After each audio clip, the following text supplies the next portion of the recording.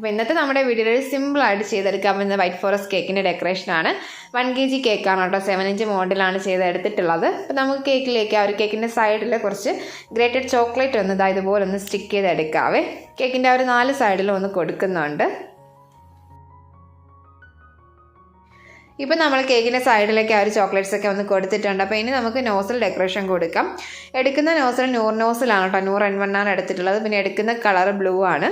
നമുക്ക് കേക്കിൻ്റെ ടോപ്പിൽ ആ ഒരു സൈഡിലായിട്ട് ഇതുപോലെ ഒരു നോസിൽ യൂസ് ചെയ്ത് ചെയ്യുന്ന ആ ഒരു റോസറ്റ ഫ്ലവർ ഒന്ന് ചെയ്ത് കൊടുക്കാം.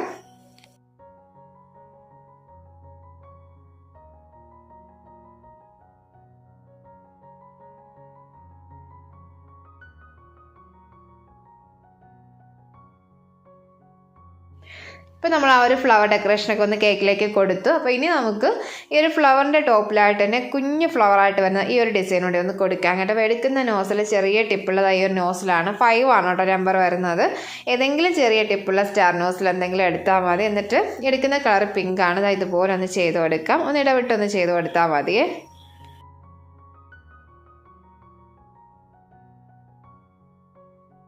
ഇപ്പോൾ നമ്മൾ ഈ ഒരു ഡിസൈൻ ഒന്ന് കേക്കിലേക്ക് കൊടുത്ത് കഴിഞ്ഞിട്ടുണ്ട്. അപ്പോൾ ഇനി നമുക്ക് ചെറിയ ലീഫും കൂടെ ഒന്ന് ചെയ്ത് കൊടുക്കാം.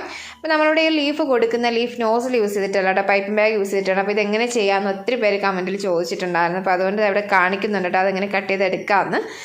എളുപ്പമാണ് കേട്ടോ, നമുക്ക് അറിയുന്നവരുണ്ടാവും, അറിയാത്തവർക്ക് വേണ്ടിയാണ് കേട്ടോ പറയുന്നത്. ആ ഒരു പൈപ്പിംഗ് ബാഗിൻ്റെ ടിപ്പ് ഇതുപോലെ ഒരു സൈഡൊന്ന് ഇതേ രീതിയിലൊന്ന് കട്ട് ചെയ്ത് കൊടുത്തിട്ട് അടുത്ത സൈഡ് ഇതുപോലെ ഒന്ന് ചരിച്ചൊന്ന് കട്ട് ചെയ്ത് കൊടുത്താൽ മതി, അല്ലെങ്കിൽ ചെറുതായിട്ടൊന്ന് കട്ട് ചെയ്ത് കൊടുത്താൽ മതി. അപ്പോൾ നമുക്ക് ഈ ഒരു ബാഗിൻ്റെ ടിപ്പ് വി ഷേപ്പിൽ ഇങ്ങനെ കിട്ടും. എന്നിട്ട് നമ്മൾ ആ ഒരു ക്രീം ഒന്ന് ഫില്ല് ചെയ്തെടുത്തിട്ട് ചെയ്യുകയാണെങ്കിൽ നമുക്ക് ആ ഒരു ലീഫിൻ്റെ ഷേപ്പിൽ കിട്ടും കേട്ടോ. അപ്പോൾ നമുക്ക് കുറച്ചുകൂടി വലിയ ലീഫ് വേണമെങ്കിൽ കട്ട് ചെയ്യുന്നതിൻ്റെ സൈസ് ഒന്ന് വലുതായിട്ടൊന്ന് കട്ട് ചെയ്ത് കൊടുത്താൽ മതി കേട്ടോ, ഈസി ആയിട്ട് ചെയ്യാൻ പറ്റും.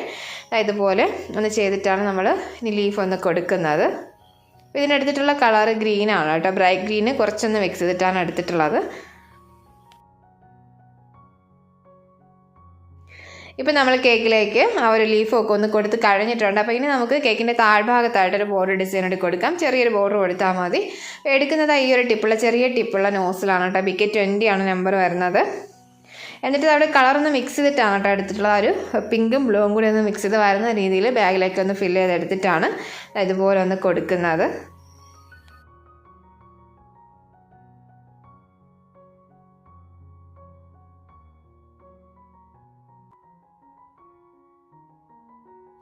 ഇപ്പോൾ നമ്മൾ കേക്കിലേക്ക് ആ ഒരു ബോർഡർ ഡിസൈൻ ഒന്ന് കൊടുത്ത് കഴിഞ്ഞിട്ടുണ്ട്. അപ്പോൾ ഇനി നമുക്ക് കേക്കിലേക്ക് ആ ഒരു മാറ്ററോടെ ഒന്ന് കൊടുക്കാം.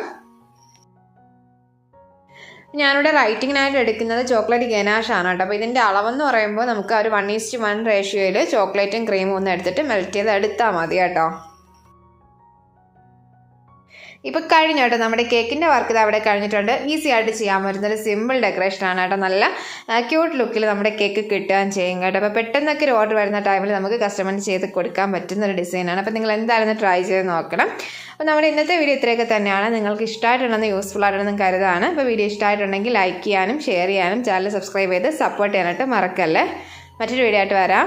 താങ്ക്